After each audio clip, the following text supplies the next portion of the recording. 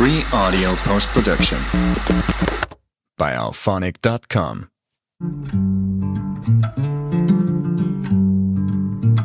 Welcome to Take It from the Ironwoman. My name is Susanne Müller, your host and the Ironwoman. This podcast is about empowering yourself and others to make real changes in the world. You will hear from everyday, smart, sophisticated, hip people like you and me. Not everybody has to be an Ironwoman to impress the world. Together, we will learn from the sports and business leaders how you can become a more successful person as an entrepreneur or a leader. It's one step at a time, one day at a time. Take your steps now. Take your big steps now. Join me on this journey to success. Take it from the Ironwoman. We only have special guests, and today we have the honor to talk to Dr. Meagan Grega. She's a medical doctor. She is the co-founder and chief medical officer of Kellyn Foundation, a nonprofit dedicated to making the healthy choice the easy choice. And I love the way it sounds, the healthy choice, the easy choice. Welcome, Dr. Grega. We are very happy to have you. Just give us a little insight what you do, and then also what the listeners can learn from you and learn with you. I love that aspect of your organization. Well, Suzanne, thank you so much for inviting me to have this conversation, because it is so important for us to think about how do we set up our lives, kind of architect our lives so that the healthy choice is the easy choice. By that is, how can we surround ourselves with healthy social nudges, other people that are kind of doing the things that we know would be things that would help for us as far as making our health better, or our happiness, our mood, our sleep, all those things. Because it's very difficult to make health behavior change alone. Some people can do that for sure, but it's hard to stick to it then. They might be able to change for a little while, but to be able to make it go for a lifetime, which is what we're hopeful for these healthy habits would be, so much easier if you have a group of people around you that are doing similar things. And so when we talk about our healthy neighborhood immersion strategy with Kellyn Foundation, what we're really thinking about is how can we help a neighborhood or a group of people that are together anyway, because maybe they work in the same place, or they go to the same senior center or the same place of worship, or they live in the actual same physical neighborhood.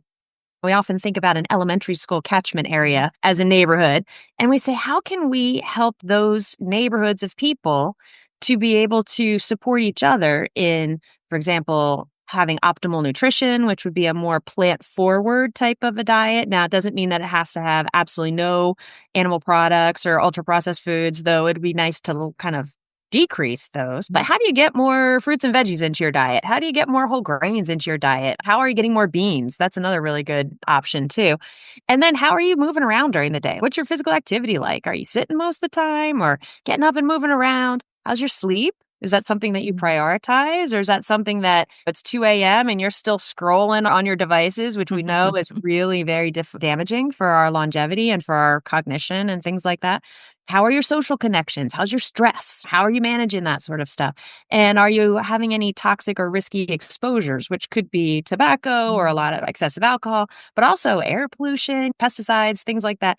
So how do you think about your life? Like, look at these 6 pillars of lifestyle medicine, which is the food, the sleep, the physical activity, stress management, social connection, risky exposures, and say, how am I doing in those 6 areas? And actually, Dr. Melissa Sunderman, who is a wonderful colleague of mine, who is also known as Dr. Outdoors, she would also say, are you spending time outdoors? I would add that one in too. And I know that's something that you love as well, Suzanne, is spending some time outdoors.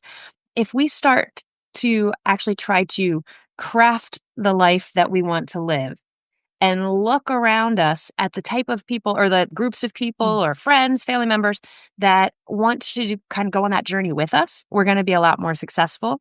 And that's what making the healthy choice the easy choice is, setting up your life so that the default choice is the healthier choice. And it's harder to do the things that maybe are going to be not as helpful for your health. Where can we sign up here?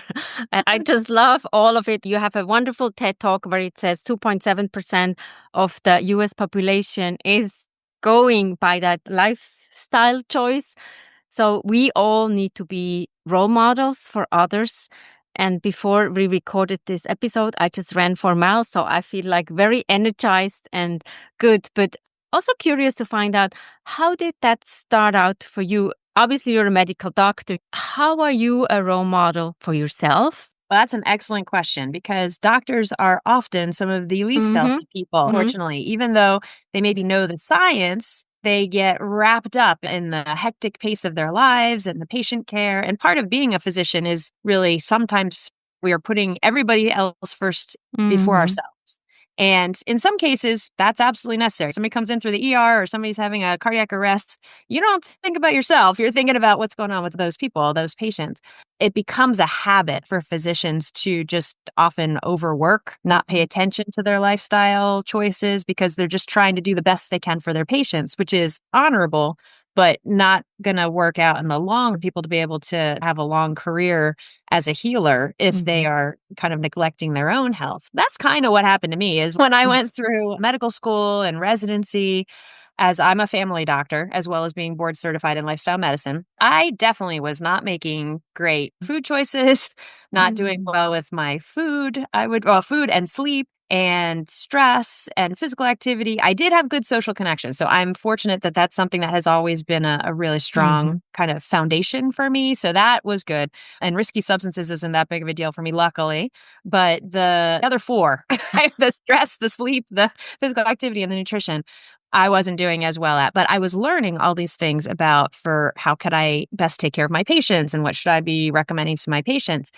But at that point, I trained in medicine in the last century. It was back in the 1990s, a little different than the way we're thinking about it now.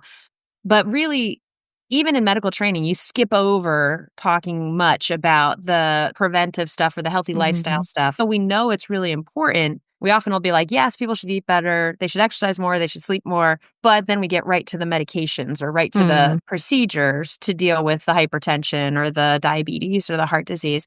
So that was kind of the paradigm that I learned. And I went off and I was in the Navy for a while as a medical officer in the military. And then I came back into civilian hospital-owned practice. And I was taking care of patients that were kind of long-term, longitudinal patients for me. And I realized I was doing all the things that I was taught to do as far as what medications they should be taking or what sort of procedures they should have or labs they should have, but they weren't really getting better. They were getting worse more slowly. They weren't really kind of reverting to a state of health, which is what I would hope. And I personally myself was also not getting as much. I was finding that I was gaining weight and I was feeling exhausted and I was feeling stressed out. And so I wasn't doing that well either. And I started looking into the literature to say there has to be a better way because that there's other countries that have longer life expectancy than we do here in the United States, less heart disease, less diabetes. Though, unfortunately, as we export our lifestyle habits to other parts of the world and they become more Americanized, Okinawa is a great example of this in Japan, they actually lose their longevity benefits because they start to live more like we do. As I did a lot of the research and the reading, I came to realize that the most important thing that any of us can do for our own health is to focus in on those lifestyle factors. It doesn't mean that you'll never need to take medication. Sometimes you have to. Sometimes people get cancer. Sometimes people, even with the best lifestyles, have diabetes that need medication. But it shouldn't be that we skip over that lifestyle factor so quickly and go directly to what pill or procedure can I use. I realized that I needed to come up with a different model of helping to be a healer with my patients and for myself and for my family, all of that. Otherwise, you're just kind of putting a Band-Aid on what could like a gaping wound, and you're not really fixing the root cause. And that's what lifestyle medicine is all about, is what is the root cause and how can we optimize what your lifestyle habits are so that you're resilient. And actually, COVID was a great example of this. Unfortunately, it was not a great example of something happening, but the concept of resilience, when COVID happened, depending on what your lifestyle choices were, it didn't matter towards your risk of getting infected. It didn't matter if you were a vegetarian, if you were running 4 miles every day, like you were talking about, Suzanne,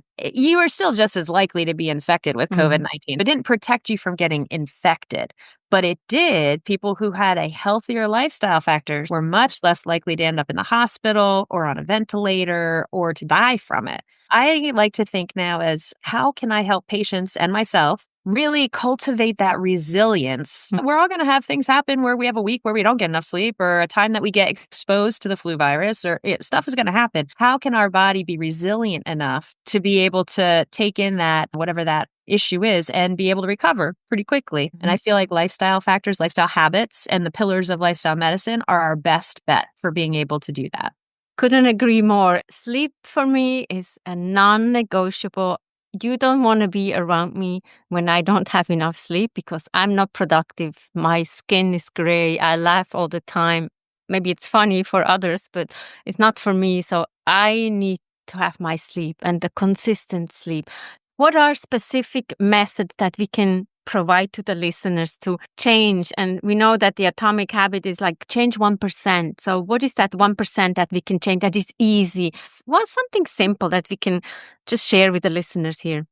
Well, here's a couple of the counseling factoids that I like to talk about with my patients. They're different depending on which pillar of lifestyle medicine we're talking about. Why don't we start with physical activity first of all? I'm sure many of your listeners are already physically active. For those that are not, that are more sedentary, for example, if you go from being sedentary, where you're really not doing any additional physical activity other than what you need to do to kind of get through your day-to-day life, and you go from sedentary like that to just 50 minutes of moderate to vigorous physical activity per week. So that might be walking briskly. It could be jogging. It could be biking, but you don't have to be doing a marathon. It's just going to 50 minutes a week. You cut your risk of dying, all-cause mortality by 20%. There is not any medication that we can give you that could do that. So for 50 minutes, going from being sedentary to being active, going out and taking a brisk walk for 10 minutes, 5 days a week, big bang for your buck as far as your longevity and your general vitality and resilience. Look where you are as far as your physical activity. And if you are not at the goal that you would like to be, then add 10 minutes a day, 5 days a week. Or 3 days a week. Just get started and add those, like you said, the tiny habits, add small amounts. If we're talking about nutrition, I like to usually start with breakfast for people. First of all, a lot of people skip breakfast, which is not the best idea. I'm not saying you have to eat immediately when you wake up. It's not that. But it's that if people like get up, get a cup of coffee or get something and they just run out the door and they're running. And it's not till lunchtime that they get a chance to put any food in their belly. First of all, they're probably not going to be functioning as well, like mentally and with energy wise. But second of all, they're really likely to overeat at lunchtime because then they feel like they're starving and they may not have as many good options available. So they may just eat whatever they can get their hands on because they don't have enough time. My mom was a elementary school teacher. And so like the amount of time that you had at lunchtime when you're an elementary school teacher, and it's like this for a lot of healthcare providers and a lot of other jobs, so small, like not that long. So they used to call it the chew and choke time because you just had to like inhale your food as quickly as possible. You're probably not going to be eating your healthiest options in that way. So for people who are either skipping breakfast or are just grabbing kind of processed food things or stop by the fast food place to get something, we look at, okay, can you start to prepare, for example, a big batch of rolled oats on the weekend with maybe some dried fruit in it, maybe some apples or pears in it, and make the whole batch so that each day you have to do is wake up, heat a little bit of it up, throw some walnuts or throw some, I like to have flaxseed and chia seed in my oatmeal. I make it that way at the beginning of the week. It's all mixed in there. It's all cooked. It's all ready. And all I have to do is scoop out a couple scoops, heat it up, throw on whatever nuts and fruit I want to do that day, and I'm good to go. I talk to patients about that too, if that's something that they'd be willing to try. Some people don't want oatmeal, and we say, okay, well then how about like a savory breakfast, like a more of a tofu scramble or a breakfast potatoes with black beans and salsa and avocado. Give your body something that's going to fill you up with fiber in the morning, and that's a great place to start for that. And also, when you think about the car, if you don't have any gas in your car, in your tank, you can't go anywhere. So if we maybe give them like a visual, then people get it. If you don't have any energy in your tank, how can you be motivated, engaging, effective? I agree. And sleep is another one that people don't put enough attention on or prioritize, understandably, because we're a busy society. And a lot of times people now, you're go all the time, and you can stay up till 2 a.m. doom scrolling or binging on Netflix or just doing your emails because you got so much stuff going on with that. And so one of my counseling factoids that I talk to patients about is that the sweet spot, as far as it seems like, as far as for our health, is to make sure that we're getting at least 7, maybe 8, but like at least 7 hours of sleep a night. And that's where your lowest risk of all-cause mortality, heart disease, stroke, any of that comes. And if you start to get below 6 hours a night, you really have a big difference as far as your metabolism, your blood sugar, your risk of cancer, all sorts of things that you might be like, oh, how big of a deal is it if I'm not getting enough sleep? It's almost a badge of honor now for people to be like, I can get by on 5 hours, I can get by on 4 hours. It's true that you can be up and walking. It's like you are able to continue to function somewhat. But I tell people, okay, that makes sense. You're saying that you are able to function, like you can get by on that amount. You can get by with an oxygen saturation level of 88% as well instead of 100%. But that doesn't mean that you're going to be feeling your best or being able to function at your best. And it's the same thing with sleep. So we talk about ways that one of my patients recently was talking about, she put on her phone an app thing where there's like a control where it turns off at 11 o'clock. Like she cannot use it. And she can obviously call people if she wants to, but she can't use it to just like scroll things. And she specifically got several books that she thought would be interesting so that she could change her nighttime routine or watching TV or just scrolling on her phone to, okay, at this time of night, I'm going to switch over to reading a book. And she was saying about how her sleep is so much better and she's feeling so much better. Just talking to patients or to yourself, if you're kind of thinking about this on your own, look at those 6 pillars that we talked about. Where are you kind of maybe not in the optimum? Sleep, stress, food, and physical activity are often ones that are kind of, for all of us, a challenge. And what's a small shift that you can make to just see, then how are you going to feel? And after you see how you feel, you may be like, wow, I feel so much better. I want to keep doing this, or I want to even do more of this if it's physical activity or something like that. And it doesn't have to be dramatic because I'm a running coach. I also see people like, oh, you run a marathon. I want to run a marathon. Not everybody needs to run a marathon. I know it's a bucket list item, but it's not necessary. At least do 10,000 steps, 7,000 is okay, whatever you can. And when you said that people should do 50 minutes per week, I was just thinking, go and walk to get your coffee in the morning.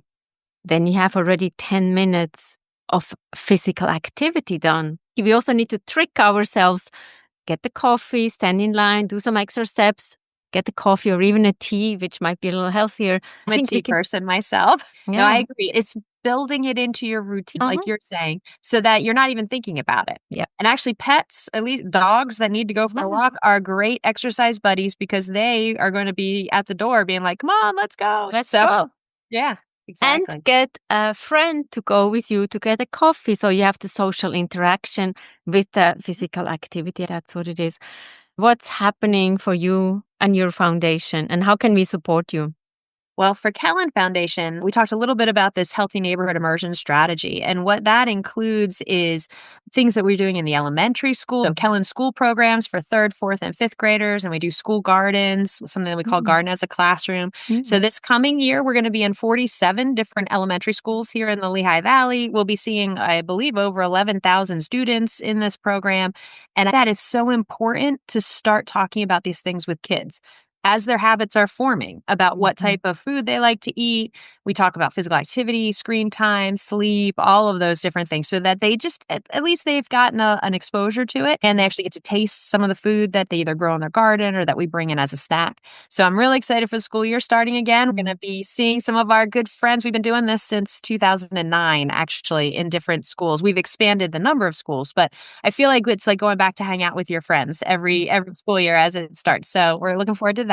The Eat Real Food Mobile Market, which is our food access initiative, which takes healthy food, especially local farm food as much as possible, but also things from like tropical fruits and grains and beans and things that don't necessarily grow right here in the Lehigh Valley, that we take that out into areas that don't have access to a grocery store. And that's been going really, really well this summer. And I'm excited for fall because it gets cooler. And so it's not quite as hot out at the mobile market sites at all these places. But we've had really great response with the neighborhoods and with our customers is we also have fruit and vegetable prescription vouchers for certain things. And so we're doing produce prescription vouchers, healthy meal vouchers, different things like that are really exciting to see how much people engage and change their food choices with that. And then we also have the intervention program, which is an intensive therapeutic lifestyle change program for people who maybe already are having some issues with chronic disease or risk factors for chronic disease, or they really just want to focus on how can they optimize their health? Because like we talked about, you need to build your group, your support group, your tribe, the people that are going to kind of help you along the way. And that's a lot of what our intervention programs do. And we also do a lot with culinary medicine. So Chef Amanda and I have several culinary medicine sessions that will be coming up in the next couple of weeks and months where we teach medical students or medical residents or physicians or people just out in the community, seniors at senior centers, how can they actually make healthier food that tastes delicious? They're not eating it because it's healthy. They're eating it because they love it and they really want to. So that's kind of the Kellyn Foundation world. But as far as the American College of Lifestyle Medicine, we've got the annual meeting coming up in Dallas, Fort Worth, Texas, November 16th through 19th. So just coming up in the fall. And it is a phenomenal event. I would really highly recommend people check it out. It's for physicians and healthcare professionals, but also for people that are just interested in lifestyle medicine and how does it apply to your own life? How can you maybe operationalize some of it in your own community? Be a leader and a pioneer in this. So we'll put the link for the American College of Lifestyle Medicine website and the registration there. I am the conference chair, so I'll be there. So if you come down to Dallas, Fort Worth in November this year, you can come hang out and say hi. That'd be great to see you. Wonderful. Well, good luck. What do you do when you don't work and being a role model for others? So that's a really great question because I feel like as healers, we have to pay attention to that and don't always do the things that we don't always make the time for the things that refuel us. So what I try to do is make sure that every week at least there are things that I have scheduled in that I want to do, not just that I have to do.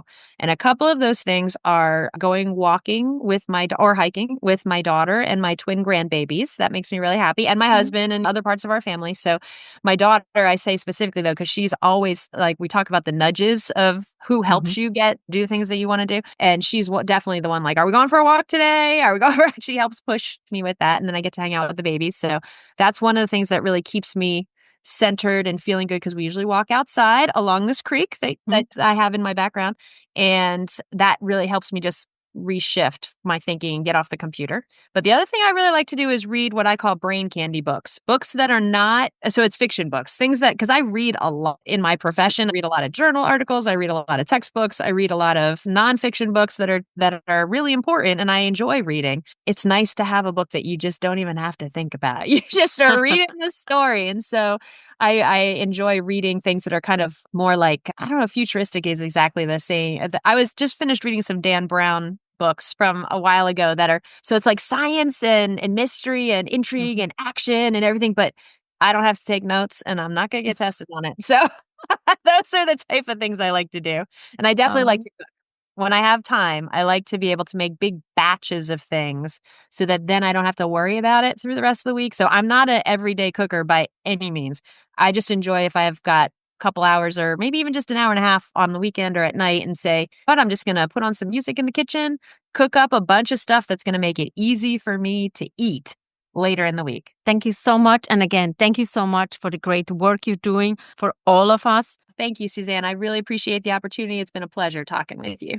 What are you taking away from this conversation? Find your tribe, healthy choices, the easy choice. Take it from the Ironwoman. We have episodes every Monday. And also check out the book, Take It from the Ironwoman, Global Business Coaching with Sports Parallels. Download it or get it in your local bookstore. And also like and subscribe to this podcast on the platform that you're listening to this podcast. Thank you so much for your support. We have more podcasts coming up soon, even after 500 episodes. There are many interesting people who come and talk to us. Bye-bye. Thank you.